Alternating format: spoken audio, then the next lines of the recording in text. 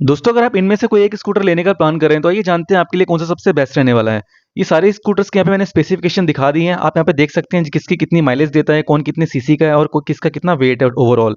देखा है तो ये पांचों स्कूटर सबसे टॉप सेलिंग है इंडिया के 2025 में, और जून का जो रिपोर्ट देखोगे उसमें भी सबसे टॉप सेलिंग जो यहाँ पे है वो है होंडा का एक्टिवा, फिर आपको दिखेगा टीवीएस का जुपिटर, फिर सुजुकी एक्सेस, टीवीएस एंटॉर्क और लास्ट में हीरो जूम। मतलब टॉप 5 ये स्कूटर्स हैं सेल्स रिपोर्ट में सबसे ज्यादा बिके हैं पिछले मंथ में भी। सबसे पहले बात करते हैं इनकी बॉडी के बारे में। अगर आप यहाँ पे देखोगे जो टॉप 3 स्कूटर्स हैं हमारा एक्सेस, होंडा एक्टिवा और टीवीएस जुपिटर, इनमें काफी जो कंपोनेंट्स है वो मेटल या फिर थोड़े बहुत फाइबर के हैं। सबसे स्पेशली जो इनके जो आगे के मडगार्ड है ना, वो तीनों के ही जो है आपको मेटल के मिलेंगे। मेटल के मडगार्ड्स में स्पेशली ये चीजें होती हैं कि जल्दी वो टूटते नहीं है। अगर कहीं से भी उनके मान लो बैंड हो जाते हैं तो वापस से नट लगा के उसको कस दिया जाता है, या फिर वो वेल्डिंग भी हो जाते हैं। लेकिन अगर आप वहीं पे हीरो जूम और टीवीएस का एंटॉर्क देखोगे, इनके जो आगे के मडगार्ड हैं वो प्लास्टिक के हैं। प्लास्टिक के मडगार्ड्स क्या होते हैं, इजिली टूटते हैं। उनके जो वहाँ पे जॉइंट्स होते हैं ना, वो टूट जाते हैं। प्लास्टिक वेंडिंग आप लोगों को पता है ज्यादा देर टिकती नहीं है, वो दोबारा फिर से ब्रेक होती है।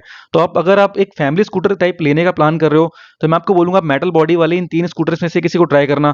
अगर कोई यंग, जैसे कोई यंग जनरेशन है, उन लोग को ज्यादातर इस तरह के स्पोर्टी लुक पसंद आते हैं, जैसे एंटॉर्क हो गया और जूम हो गया, क्योंकि थोड़े स्पोर्टी दिखते हैं ये। तो जैसे कॉलेज के बॉयज एंड गर्ल्स हैं वो लोग प्रेफर कर सकते हैं हीरो जूम और टीवीएस का एंटॉर्क, क्योंकि थोड़े स्पोर्टी दिखते हैं। बाकी अगर आप एक फैमिली स्कूटर देख रहे हो तो मैं आपको हमेशा सजेस्ट करूंगा कि आप इन 3 स्कूटर्स में से किसी एक को लेना इनके ना, क्योंकि आप देखोगे ये बहुत सालों से इंडिया में चल रहे हैं, बहुत ज्यादा ट्रस्टेड भी है। अगर आप देखोगे तो होंडा का एक्टिवा शायद आपको याद होगा 20 साल या उससे भी ज्यादा पुराना होगा। उसके बाद एक्सेस भी आपको ऐसे ही कुछ मिलेगा 15-16 साल पुराना, और जुपिटर भी ऐसे ही बहुत सालों से है ये। यानी कि इतने सालों से पब्लिक जो इन पर रिलाई करती है, ट्रस्टेड ब्रांड्स हैं, एकदम क्वालिटी इनकी अच्छी है, तभी आज भी टॉप सेलिंग की लिस्ट में आते हैं। और अगर आप एक्टिवा, एक्सेस या जुपिटर में से किसी एक को लेने का प्लान कर रहे हैं तो मैं आपको सजेस्ट करूंगा आप इनकी टेस्ट ड्राइव जरूर लेके आना तीनों स्कूटर्स की। आप जब इनकी टेस्ट ड्राइव लोगे तो आपको एक चीज समझ में आएगी। हालांकि तीनों स्कूटर 125 सीसी के हैं, लेकिन आप जब सुजुकी एक्सेस को चलाओगे तो वो आपको थोड़ा ज्यादा पावरफुल फील होगा। वैसा लगेगा आपको ऐसे 135-140 सीसी का है, क्योंकि उसकी पावर अच्छी है, काफी स्मूथ भी है वो चलने में। आपको इंजन देखो काफी रिफाइंड सा लगता है, और पिकअप तो उसका वाकई में दोनों से ज्यादा बेहतर भी है। आप अगर कभी किसी हिल स्टेशन पे भी जाओगे तो वहां पे भी आपको ये देखने को मिलेगा, या तो आपको टीवीएस का एंटॉर्क दिखेगा या फिर सुजुकी का एक्सेस दिखेगा। एक्टिवा या जुपिटर आपको बहुत कम दिखेंगे।